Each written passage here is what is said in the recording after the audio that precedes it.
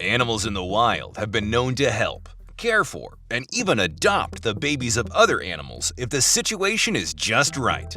But does that strange compassion extend to human babies as well? What would a wild animal do if it stumbled upon a newborn human? Would they simply claim it as lunch? Or are animals hardwired to care for the young, no matter what species?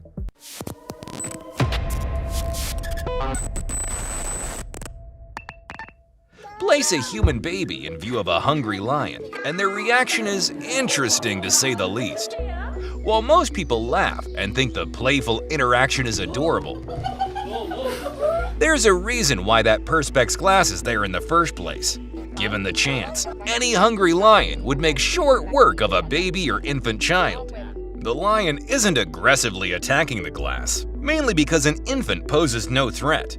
This swiping and pawing is the same behavior you see with cats and mice, and we all know how that ends up for the poor mouse. It doesn't even matter if you have a lion costume on. You aren't fooling anyone. You're just a Happy Meal in cosplay.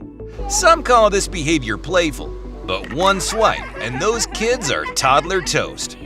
Okay, so maybe that was a bad example. Surely there are animals out there that are swayed by our cute baby faces. Primates are our closest living relative and recognize the difference between human adult and child. When presented with a newborn baby, mother gorillas are often fascinated and gently observe, waving and trying to connect with the baby. There have been documented cases of apes showing extreme tenderness and care toward human children, like the 3-year-old boy who fell into the gorilla enclosure, or the silverback who protected a 5-year-old boy who fell into the enclosure, and even gently went away to allow human rescuers to descend into the pit and bring the child back up. Other primates are also likewise subconsciously bonded to human infants, like in the case of John Sabunya, a Ugandan man who was a toddler when his mother passed away. Instead of being taken into care, the boy ran away, seeking refuge with a group of vervet monkeys. John would spend more than 2 years with the troop, learning how to search for food as well as travel as a group. He recalled how the troop of monkeys protected him, sheltering him from the rain and comforting him when he was upset. But what about man's best friend? Could they do the same for us and maybe even raise us from birth? Well, apparently they can. An abandoned toddler in the Ukraine was rescued and adopted by a pack of feral dogs, where she lived amongst them for 6 years.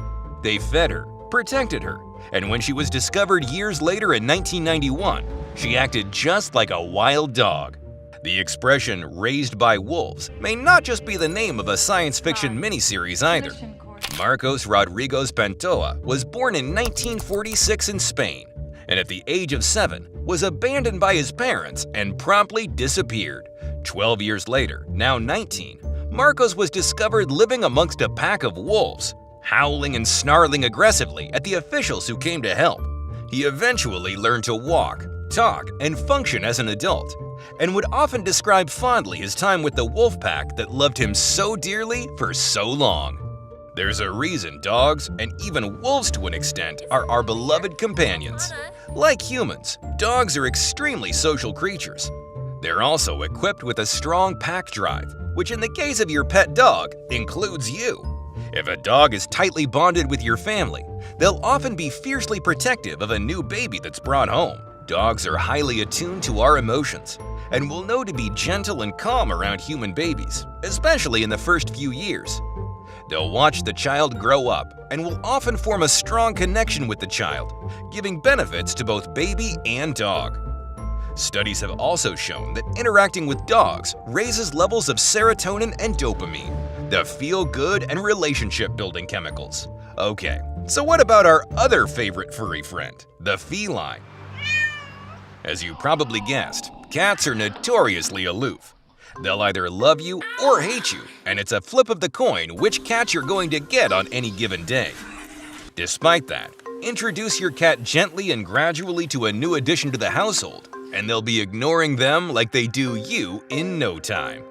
In fact, cats are way more interested in human babies when they're still inside the mother. That's right. Did you know cats can be more accurate than take-home pregnancy tests? Owners have documented cases of their cats uncharacteristically nesting on their bellies weeks before a pregnancy test confirmed their suspicions. But 'tis not just pregnancy they can sniff out. On the other side of the coin, cats have been shown in clinical studies to be able to detect when someone they're familiar with has cancer. Okay, so steering away from pets, what if I told you that king cobras can be the best babysitters? Well, you'd probably call me a liar and report me to the local authorities. Don't worry, I agree with you. There's no real danger to that baby, but it is an interesting way to find out if your son is Hercules. But it's not just primates, dogs, and the occasional hypnotized snake that can show tenderness to human babies. There's documented cases of feral children being raised by sheep, goats, cattle, even ostriches. But why would animals show kindness to a human infant? Why would they even care, let alone raise it?